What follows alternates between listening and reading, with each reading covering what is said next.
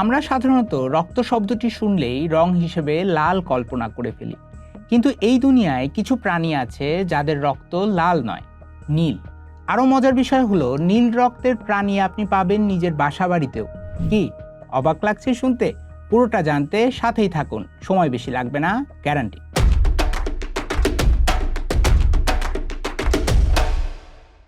মানুষের শরীরে রক্তের মূল কাজ হলো অক্সিজেন পৌঁছে দেওয়া। আমাদের এই লাল রঙের রক্ত মূলত আয়রন বেসড হিমোগ্লোবিন দিয়ে তৈরি। আয়রন মূলত অক্সিজেন ধরে রাখে এবং এর ফলে শরীরের বিভিন্ন অংশে অক্সিজেন পৌঁছে যায়।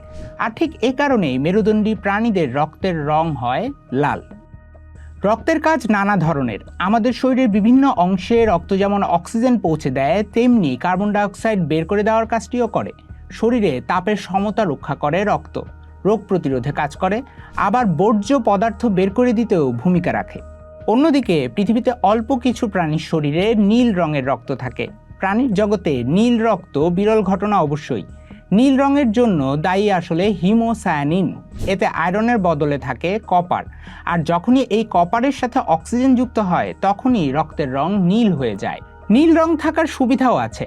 এমন রক্তের প্রাণীগুলো চরম আবহাওয়াতেও টিকে থাকতে পারে, এমনকি যেসব স্থানে অক্সিজেন কম থাকে সেসব জায়গাতেও টিকে থাকতে পারে এসব প্রাণী। দেহের বিভিন্ন অংশে অক্সিজেন পৌঁছে দেওয়ার কাজটিও লাল রঙের রক্তের চেয়ে ভালো করতে পারে নীল রঙের রক্ত। এবার আসুন নীল রঙের প্রাণী কোনগুলো সেটি জানা যাক। নীল রক্তের প্রাণী কিন্তু আপনাদের বেশ চেনা, যেমন মাকড়সা। বাড়ি ঘরে থাকা মাকড়সা থেকে শুরু করে টারান্টুলা, এই প্রাণীটির অনেক প্রজাতিরই রক্তের রং নীল। এদের শরীরে থাকে হিমোলিম্ফ, তাতে থাকে হিমোসায়ানিন। নীল রঙের রক্ত আছে অক্টোপাসেরও। একে বলা হয় সমুদ্রের সবচেয়ে বুদ্ধিমান প্রাণী। সমুদ্রের গভীরে অক্সিজেন কম থাকে, আর সেখানকারই বাসিন্দা অক্টোপাস নীল রক্তের কারণে দারুণ সুবিধা পায়। দিব্যি বেঁচে থাকে কম অক্সিজেনেও। আরও মজার তথ্য হলো নীল রক্তের অক্টোপাসের হাড় থাকে 3টা। অক্টোপাসের মতোই স্কুইডও গভীর সমুদ্রে থাকা প্রাণী।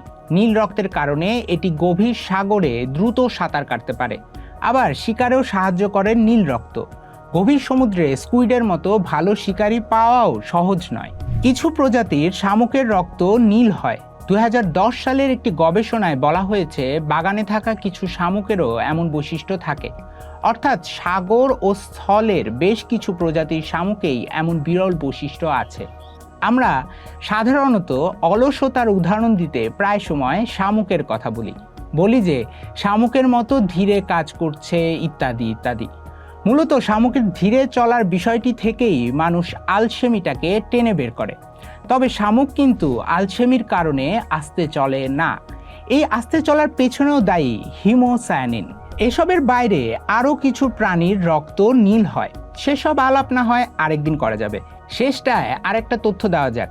জানেন, নীল রঙের প্রাণীদের নিয়ে কিন্তু নানা ধরনের গবেষণা হচ্ছে, কারণ এর মধ্য দিয়ে চরম পরিবেশে টিকে থাকার উপায় খুঁজছেন বিজ্ঞানীরা।